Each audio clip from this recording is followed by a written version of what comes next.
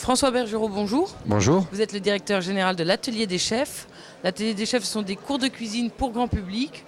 Aujourd'hui, ce sont 20 ateliers en France, à l'Europe et même à l'international. Rappelez-nous le concept de l'Atelier des Chefs.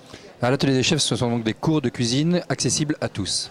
Donc des cours de cuisine qui durent une demi-heure à 2 heures et qui commencent à 15 € pour aller jusqu'à des cours à base de très grands produits à 136 €. Et même aujourd'hui, ça va encore plus loin puisqu'on lance les premiers cours de cuisine en ligne. Et donc, vous allez pouvoir vous regrouper à 2000 ou 3000 ou 4000 personnes pour suivre un cours de cuisine et poser vos questions au chef auquel il répondra, mais à travers votre écran. Alors, le premier atelier des chefs a été créé en 2004. Aujourd'hui, vous en avez 20. Quel a été le déclencheur de la réussite de l'atelier des chefs? Alors, le déclencheur de l'atelier des chefs, ça a été un partage d'idées avec mon frère et associé.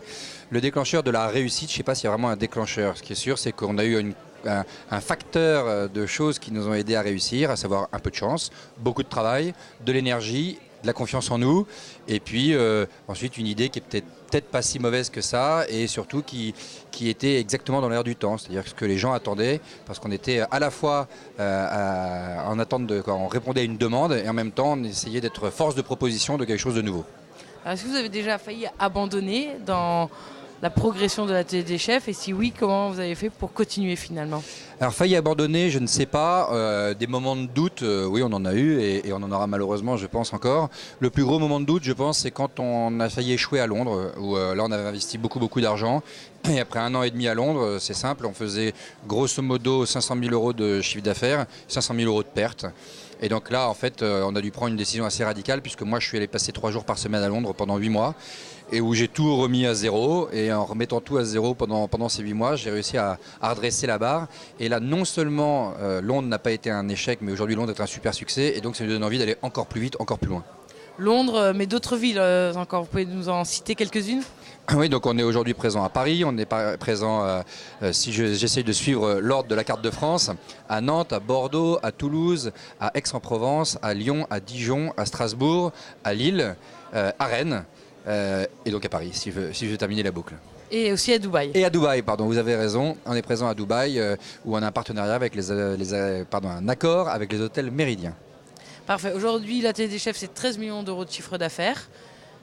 Vous pouvez donner un conseil aux entrepreneurs pour qu'ils arrivent à ce même chiffre d'affaires que vous, peut-être? Alors, je ne sais pas si j'ai un conseil, vraiment quoi. Je pense qu'il y a 2 choses qui sont très importantes. Un, c'est est-ce que je suis fait pour entreprendre? Et donc aujourd'hui, il y a une vraie grosse mode de l'entrepreneuriat, et tant mieux parce qu'on a besoin d'entrepreneurs, mais tout le monde ne peut pas être entrepreneur pour plein de raisons. Donc ça, c'est la première chose. Quand on est support de famille ou quoi au caisse, c'est peut-être pas forcément possible de se mettre en risque, et ça ne sert à rien de se mettre trop en risque. Ça, c'est très important. Première chose. Deuxième chose, avoir confiance en soi.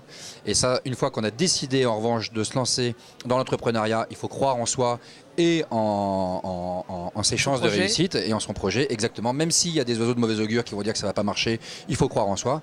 Dernière chose, il faut être optimiste.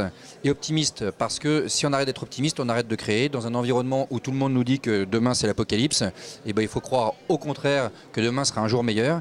Et je pense que si on réfléchit tous comme ça, et ben, on va réellement être dans une logique positive et qu'on va continuer à créer des entreprises et à les développer fortement. Et le fait de faire une cuisine familiale, si je puis dire, d'être associé avec votre frère, c'est un plus que vous avez trouvé dans ce projet? Alors c'est clairement aujourd'hui le meilleur associé que j'ai pu trouver et je le regrette absolument pas. Est-ce qu'on a besoin de s'associer avec son frère? Moi j'avais une relation particulièrement forte avec lui et donc ça s'est formidablement bien passé. C'est pas forcément un conseil que je donne ou que je ne donne pas aux gens, ça dépend vraiment de la relation qu'on peut avoir. Ça peut être avec un ami, ça peut être avec même sa femme ou son mari de temps en temps. Je pense que être à deux est très très important, notamment alors pour les coups durs bien sûr, mais aussi pour les succès, parce que quelque chose qui a pu être un très long travail pour vous et qui est un petit succès in fine vu de l'extérieur est un très grand succès pour votre associé. Parfait. François Bergerot, je vous remercie pour tous ces bons conseils. Je rappelle que vous êtes le directeur général de l'Atelier des Chefs. À bientôt. Merci.